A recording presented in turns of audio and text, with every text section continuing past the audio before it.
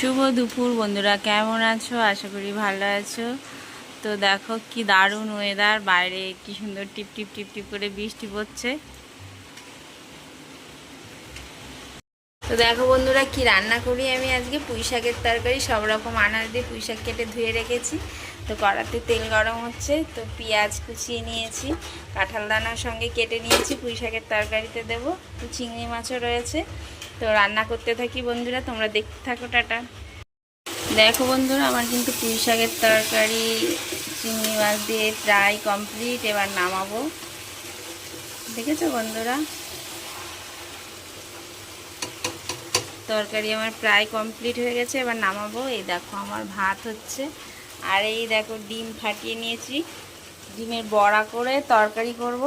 যেহেতু আমার বর বড়ার তরকারিটা খেতেই ভালোবাসে, ওই জন্যে ডিম ফাটিয়ে বড়া করে তরকারি করব। এই কাটাকুটি হয়ে গেছে। এই দেখো বন্ধুরা, আমার ডিমের মামলেট করে তরকারিও কিন্তু কমপ্লিট হয়ে গেছে। এবার একটু ঝোলটা টান টান হয়ে গেলে তো একটু গরম মশলা দিয়ে নামিয়ে ফেলবো। তো টাটা বন্ধুরা, তোমরা কি রান্না করেছো প্লিজ ফেসবুকে আপডেট দিতে থাকো। টাটা। আমার রান্না কমপ্লিট, এবার কাজ বাজ করবো।